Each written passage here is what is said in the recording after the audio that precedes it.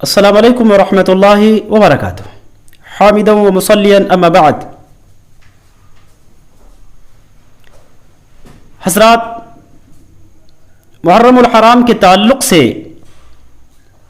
بھائیوں کے کچھ سوالات ہیں جس کا جواب دینا میں ضروری سمجھتا ہوں.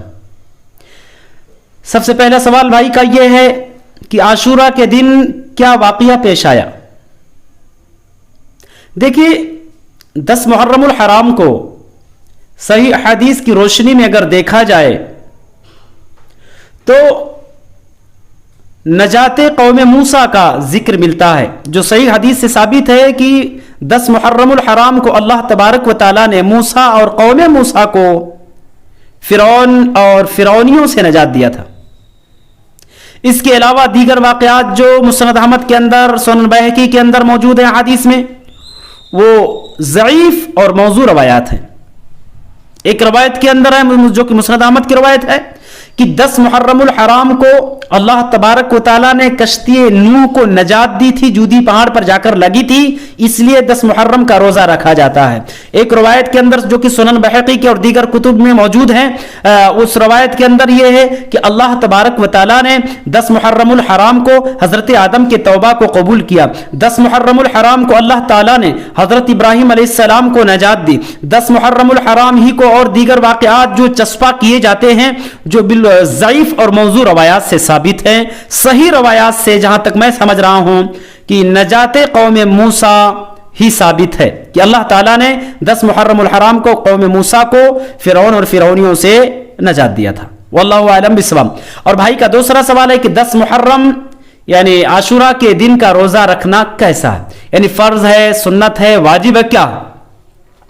دیکھیے، 10 محرم عاشورہ کا روزہ یہ فرض نہیں ہے، یہ فرض نہیں، سنت ہے. ہاں، افضل روزوں میں سے ہے، کیونکہ اللہ کے نبی نے ارشاد فرمایا کہ عاشورہ کا جو روزہ ہے یکفر السنۃ الماضیہ، یہ عاشورہ کا روزہ ماضی ایک سال کے گزشتہ ایک سال کے گناہوں کا کفارہ، یعنی ایک سال کے گناہوں کو مٹا دیتا ہے عاشورہ کا روزہ، تو افضل روزوں میں سے ہے. اسی طریقے سے اللہ کے نبی نے ارشاد فرمایا کہ افضل الصیام بعد رمضان شہر اللہ المحرم، رمضان المبارک کے روزوں کے بعد سب سے افضل روزے محرم الحرام کے روزے. تو یہ ان دونوں روایتوں سے ثابت ہوتا ہے کہ محرم الحرام یعنی عاشورہ کا روزہ یا محرم کے مہینے کے کوئی بھی روزے افضل روزوں میں سے ہیں، لیکن فرض اور واجب نہیں بلکہ یہ سنت ہے. اللہ کے نبی دیکھیے جب مکہ میں تھے تو برابر عاشورہ کا روزہ رکھا کرتے تھے. مکہ سے ہجرت کر کے جب آپ مدینہ میں آئے اور مدینہ میں آنے کے بعد جب رمضان المبارک کے روزے فرض ہوئے تو اللہ کے نبی نے صحابہ کرام سے کہا کہ چاہو تو محرم کا روزہ، عاشورہ کا روزہ رکھو اور چاہو تو نہ رکھو، اختیار دے دیا. تو ان تمام حدیث سے ثابت ہوتا ہے کہ عاشورہ کا روزہ فرض نہیں بلکہ سنت ہے. بھائی کا تیسرا سوال ہے کہ محرم میں شادی وغیرہ کرنا کیسا بہتر ہے؟ دیگر مہینوں کے مقابلے میں محرم الحرام کے مہینے میں شادی کرنا الحمدللہ نہایت افضل، چونکہ شادی دین ہے. اللہ کے نبی نے کہا، بڑی پیاری حدیث ہے، اذا تزوج العبد فقد استکمل نصف الدین، ابن آدم جب شادی کر لیتا ہے تو وہ اپنا آدھا دین مکمل کر لیتا ہے. اللہ اکبر.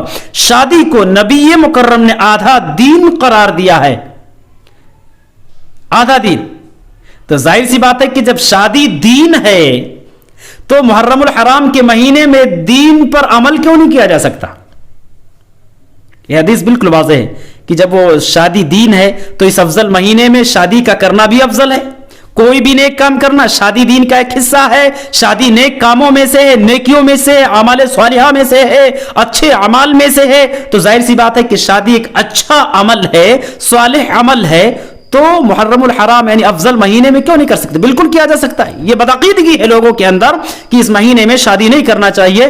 استغفر اللہ، نعوذ باللہ. ان لوگوں کو قرآن اور حدیث کا صحیح مطالعہ کرنا چاہیے، سیرت نبویہ کا مطالعہ کرنا چاہیے، پڑھنا چاہیے، سیرت صحابہ کو صحیح طریقے سے پڑھنا چاہیے اور ان کے واقعات سے جو ہے نصیحت حاصل کرنی چاہیے. صحابہ کرام اس مہینے میں شادیاں کیا کرتے تھے، تبع تابعین اس مہینے میں شادیاں کیا کرتے تھے. یہ نحوست والا مہینہ نہیں, اور کوئی بھی مہینہ جو ہے نحوست والا نہیں ہوتا. کوئی دن نحوست والا نہیں ہوتا, کوئی گھنٹہ کوئی گھڑی نحوست والا نہیں ہوتا, کوئی رات اور دن نحوست والا نہیں ہوتا. لوگوں کے سوچ منحوس ہو چکے, لوگوں کے سوچ غلط اور گندے ہو چکے.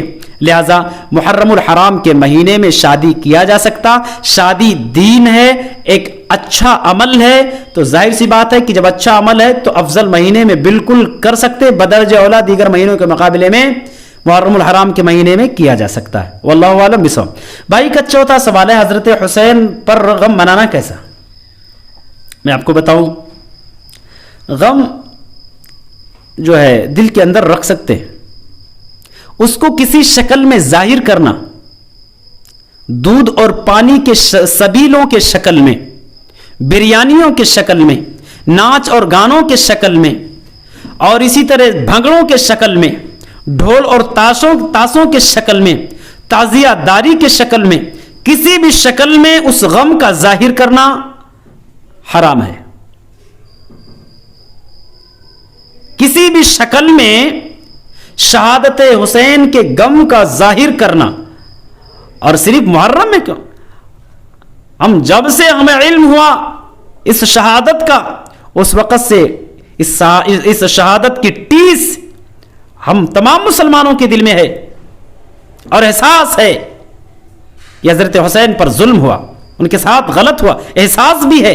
لیکن احساس کا مطلب یہ تھوڑا ہونا ہے کہ ناچنا گانا شروع کر دے, تعزیہ داری شروع کر دے, ناچ اور بھگڑے لگانا شروع کر دے, اور اسی طریقے سے دودھ اور پانی کی سبیلیں لگانا شروع کر دے, شربت کی سبیلیں لگانا شروع کر دے, بریانی پکانا شروع کر دے. یہ ساری چیزیں بالکل غلط ہیں. قرآن کہتا ہے کہ والذین یتوفون منکم یذرون ازواجا یتربصن بانفسہن اربعۃ اشہر وعشرا, کہ کسی کے وفات پر غم منانا, اللہ تبارک و تعالیٰ نے ارشاد فرمایا کہ اگر کسی عورت کا شوہر مر جائے تو 4 مہینہ 10 دن تک وہ سوگ منا سکتی ہے, غم کر سکتی, اس سے زیادہ نہیں. عام لوگ مردوں کے لیے صرف 3 دن, عورت اپنے شوہر کی وفات پر 4 مہینہ 10 دن اور عدت گزار سکتی ہے, یعنی تھوڑا غم کر سکتی ہے.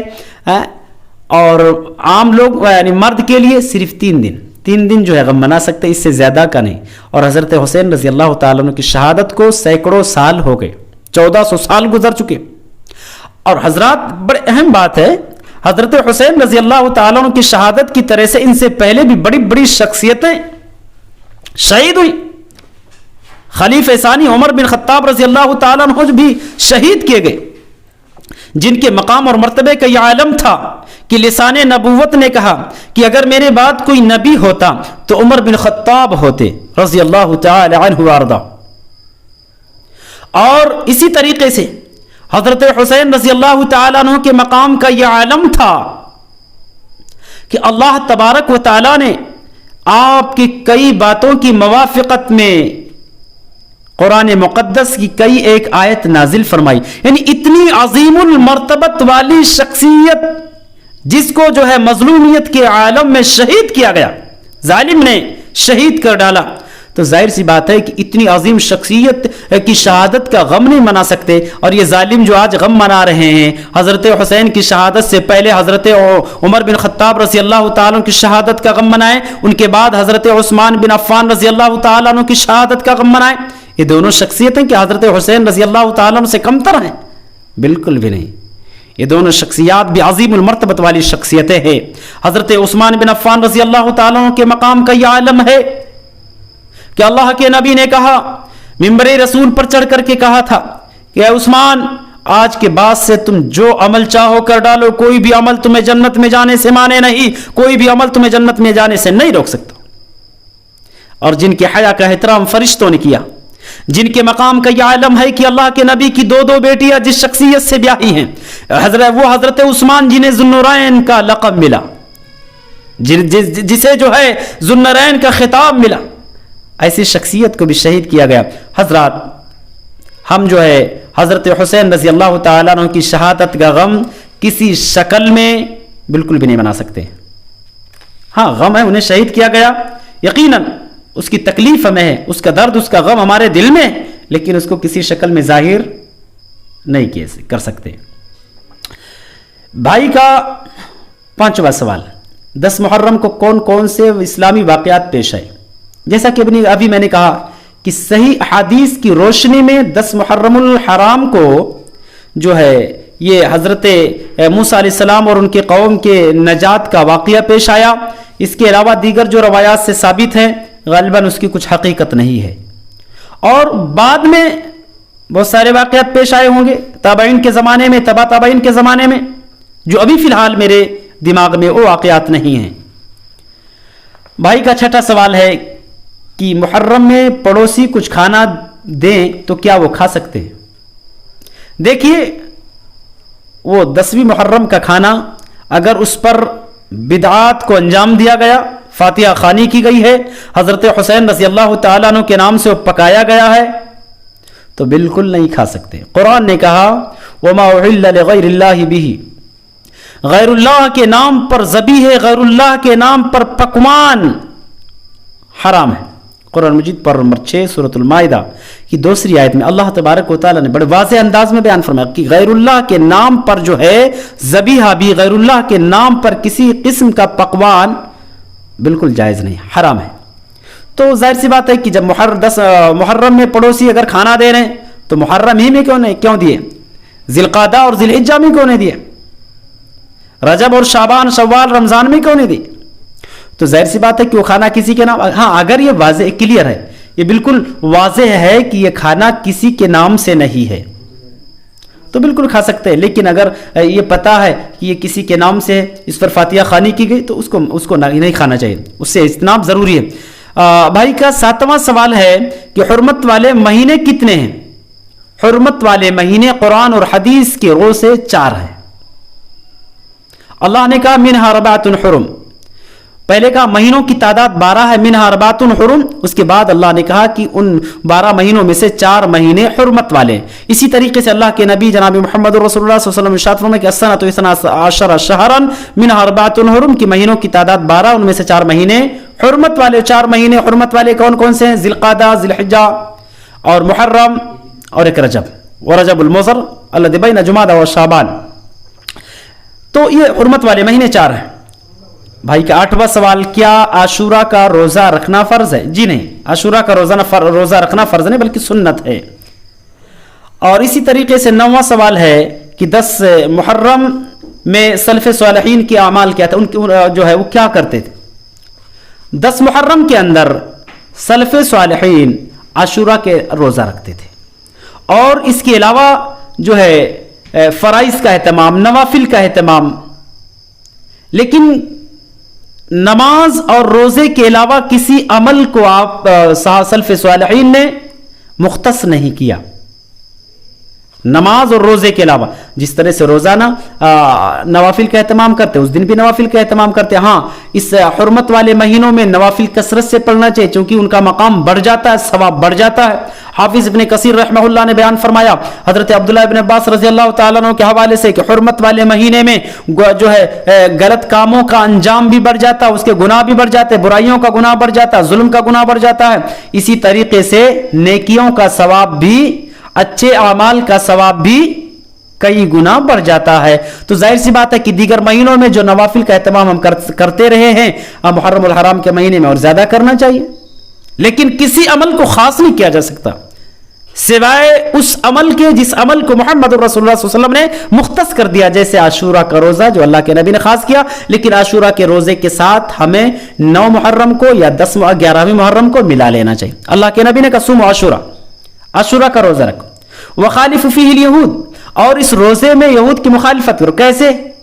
सुमु क़ब्ल यौमन व बाद यौमन, 10 मुहर्रम से एक दिन पहले वाला या तो रखो या 10 मुहर्रम के एक दिन बाद वाला मिला लो। 10 मुहर्रम से पहले वाला भी मिला सकते, बाद वाला भी मिला सकते, कंटिन्यू रख सकते, 9, 10, 11 भी रख सकते। एक हदीस से साबित है कि 9 को, 10 को और 11 को रखो। सुमु क़ब्ल यौमन व बाद यौमन, यानी आशूरा से एक दिन पहले भी रखो और एक दिन बाद भी रखो, आशूरा का भी रखो। तो ये तीनों दिन रखे जा सकते हैं। सिर्फ आशूरा का 10 मुहर्रम का रोजा रखना, सिर्फ 10 मुहर्रम का रोजा रखना बगैर किसी शरई उज़्र के दुरुस्त नहीं है। आशूरा के साथ नबी के तमाम फरामीन की रोशनी में, तमाम फरामीन के हवाले से बात साबित होती है کہ عاشورہ یعنی 10 محرم کے روزے کے ساتھ جو ہے کسی ایک روزے کو ملا لینا چاہیے، چاہے 9 تاریخ کو ملاؤ یا 11 تاریخ کو ملاؤ، لیکن کسی تاریخ کو ملانا درست جائز ہے اور یہی بہتر ہے، واللہ عالم بالصواب۔ بھائی کا 10واں سوال ہے کہ یزید بن معاویہ کے بارے میں اہل سنت کا موقف کیا ہے؟ الحمدللہ اہل سنت کا موقف یہی ہے کہ یزید بن معاویہ کے تعلق سے خاموشی اختیار کیا جائے، ان پر طنز کر کے، ان کی شان میں گستاخی کر کے، انہیں برا اور بھلا کہہ کر کے، ان کی برائی کر کے ہم اور آپ اپنی زبان کو گندا نہ کریں، ان کے شان میں گستاخی کر کے اپنے زبان کو غلاظت میں لت پت نہ کریں۔ یہ اہل سنت کا موقف ہے، سلف کا یہی موقف رہا ہے، پہلے بھی تھا اور آج بھی یہی موقف ہے کہ ان کے تعلق سے خاموشی اختیار کیا جائے، نہ تو ان کی تعریف کی جائے اور نہ تو ان کی برائی کی جائے، واللہ اعلم بالصواب۔ غالباً شیخ الاسلام علامہ ابن تیمیہ رحمہ اللہ اور دیگر بڑے بڑے علماء کا یہی موقف رہا ہے اور یہ فتویٰ موجود بھی ہے، خاموشی بہتر ہے، اور دعا بھی کرنا ہے، اللہ کا شکر ادا کرنا کہ اللہ کہ ہمیں جو ہے اس فتنے سے تو نے بچا لیا، تیرا شکر ہے کہ ہماری زبان، ہمارے ہاتھ اس فتنے سے محفوظ ہے، یہ تیرا شکر ہے کہ ہمیں اس فتنے میں ملوث نہیں کیا، مبتلا نہیں کیا، لہذا اس شخصیت کے شان میں گستاخی کرنے سے ہمیں اور آپ کو اجتناب کرنا چاہیے۔ بھائی کا جو ہے 11واں سوال ہے، صحابہ کرام کی عدالت پر نکتہ چینی کرنے والے کون ہیں؟ ظاہر سی بات ہے کہ تو رافضی ہے، شیعہ حضرات ہیں جو صحابہ کرام پر نکتہ چینی کرتے ہیں، ان کے شان میں گستاخیاں کرتے ہیں، کیونکہ ہمیں اور آپ کو کسی ادنا سے ادنا صحابی پر انگلی اٹھانے سے پہلے 1000 مرتبہ سوچنا چاہیے۔ یہ وہ نفوس قدسیہ ہیں جن کی مغفرت کا اعلان رب کبریا نے ہزاروں سال پہلے کر دی ہے، جن کے لیے جنت کی بشارت عرش والے نے دے دی ہے، رضی اللہ عنہم وارضا، رضی اللہ عنہم ورضوا عنہ، اللہ ان سے راضی ہوا وہ اللہ سے راضی ہوئے۔ لہذا معمولی سے کم تر درجے والے صحابی پر انگلی اٹھانے سے پہلے، ان کے شان میں گستاخی کرنے سے پہلے 1000 بار ہمیں اور آپ کو سوچنا چاہیے۔ اگر کسی حدیث، کسی روایت سے کسی صحابی کے شان میں گستاخی ثابت ہوتی ہے تو یہ بات نوٹ کر لو کہ اس روایت کو کچڑے کے ڈبے میں ڈال دو، وہ حدیث نہیں ہو سکتی ہے، وہ روایت صحیح نہیں ہو سکتی ہے۔ جن شخصیتوں کے جو ہے ان کی صداقت کا، ان کی سچائی کا، ان کی پاک دامنی کا اعلان عرش والے نے کر دی ہے، تو ہم اور آپ کون ہوتے ہیں کہ ان کی عدالت میں، ان کی شان میں اور ان پر جو ہے انگلیاں اٹھائیں؟ بالکل یہ ظلم ہے جو آج لوگ کر رہے ہیں امیر معاویہ کے شان میں اور دیگر شخص، چونکہ اللہ کے نبی نے کہا لا تسبوا اصحابی، او کائنات کے لوگوں میرے صحابہ کو گالی نہ دو، میرے صحابہ کو گالی نہ دو۔ یاد رکھنا تم میں سے اگر کوئی لو انفق مثل احد ذهبا، تم میں سے اگر کوئی، اللہ کے نبی نے قسم کھا کر کے کہا کہ اگر تم میں سے کوئی احد پہاڑ کے برابر سونا صدقہ کرتا ہے تو میرے اس صحابی کے صدقے کے برابر وہ احد پہاڑ کا سونا پہنچ نہیں سکتا جو صحابی میرے ساتھ میں رہتے ہوئے آدھا مد جو اللہ کے راستے میں خرچ کیا۔ میرے صحابہ جو میرے ساتھ رہ رہے تھے انہوں نے اللہ کے راستے میں آدھا مد جو خرچ کیا ہے، اس کے برابر تمہارا احد پہاڑ کے برابر سونا صدقہ نہیں پہنچ سکتا، اس کے برابر اس کا مقابلہ نہیں کر سکتا جو تم نے احد پہاڑ کے برابر صدقہ کیا۔ تو بہرحال یہ آپ صحابہ کے شان میں گستاخیاں کرنے والے وہ رافضی ہیں، وہ شیعہ ہیں، اور ان پر اللہ رب العالمین کی لعنت ہوتی ہے، فرشتوں کی بلعنت کی برخا برستی ہے جو صحابہ کرام کے شان میں گستاخیاں کرتے ہیں۔ اگر کبھی موقع ملا تو انشاءاللہ العظیم لمبی گفتگو اس تعلق سے ہم کریں گے۔ اور بھائی کا مزید ایک اور سوال ہے کہ کس صحابی نے حضرت حسین رضی اللہ تعالیٰ عنہ کو کوفہ جانے سے روکا تھا؟ اس تعلق سے تاریخ کربلا میں، واقعات کربلا میں نے ذکر کیا ہے کہ حضرت حسین رضی اللہ تعالیٰ عنہ کو کوفہ جانے سے روکنے والے صحابہ حضرت عبداللہ ابن عمر رضی اللہ تعالیٰ عنہما، عبداللہ ابن عباس رضی اللہ تعالیٰ عنہما، عبداللہ ابن زبیر رضی اللہ تعالیٰ عنہما، ابو سعید خدری رضی اللہ تعالیٰ عنہ جیسی شخصیتوں نے حضرت حسین رضی اللہ تعالیٰ عنہ کو کوفہ جانے سے منع کیا تھا۔ اسی طریقے سے اگلا سوال بھائی کا ہے کہ حضرت حسین رضی اللہ تعالیٰ عنہ کا سر مبارک کہاں دفن ہے؟ دیکھیے اس تعلق سے کسی کو صحیح علم نہیں. اتنا کنفرم ہے کہ حضرت حسین رضی اللہ تعالیٰ عنہ کا سر مبارک سرزمین کوفہ میں ہے، لیکن وہ اسپاٹ، وہ جگہ کسی کو پتا نہیں کہ کون سی جگہ جہاں پر دفن کیا گیا. کوفہ میں ہے یہ بالیقین. بھائی کا اگلا سوال ہے کہ جب ہم جانتے ہیں کہ حضرت حسین رضی اللہ تعالیٰ عنہ اور عبداللہ بن زبیر رضی اللہ تعالیٰ عنہ نے یزید بن معاویہ کے خلافت کی بیعت نہیں کی تو بیعت مکمل کیسے ہوئی؟ ظاہر سی بات ہے کہ یہ ایک اختلافی مسئلہ ہے جس سے ہمیں اور آپ کو بچنا چاہیے، چونکہ حضرت یزید کا مقام بھی کوئی کم نہیں ہے. ایک طرف صحابہ کرام کی شخصیات ہے تو دوسری طرف ایک محبوب صحابی کے بیٹے جو یعنی پوری امت کے ماموں تھے، امیر معاویہ رضی اللہ تعالی ماموں تھے، ان کے بیٹے جن کے تعلق سے کئی بشارتیں موجود ہیں. تو ظاہر سی بات ہے کہ اس تعلق سے ہمیں اور آپ کو اپنی زبان کو جو ہے خاموش رکھنا چاہیے. مکمل بیعت مکمل ہوئی یا نئی بیعت مکمل ہوئی، اس تعلق سے اپنا ذاتی مشورہ یہی ہے، نجی رائے یہی ہے کہ اس تعلق سے ہم اور آپ خاموش اختیار کریں. حقیقت کا علم اللہ کے پاس ہے، لیکن ہمارا وہ مقام نہیں، ہم اس لائق نہیں کہ ان شخصیتوں پر ہم جو ہے کچھ لفاظی کریں. ممکن ہے کہ ہمارا کچھ کہنا ان کے شان کے خلاف ہو اور اس پر ہماری گرفت، ہماری پکڑ ہو جائے. لہٰذا اس تعلق سے جو ہے ہمیں اور آپ کو خاموشی اختیار کرنی چاہیے کہ ان شخصیتوں نے جب بیعت نہیں کی تو ان کی بیعت مکمل کیسی مکمل ہوئی یا نہیں، اس کا علم اللہ کے پاس ہے. واللہ اعلم بالصواب.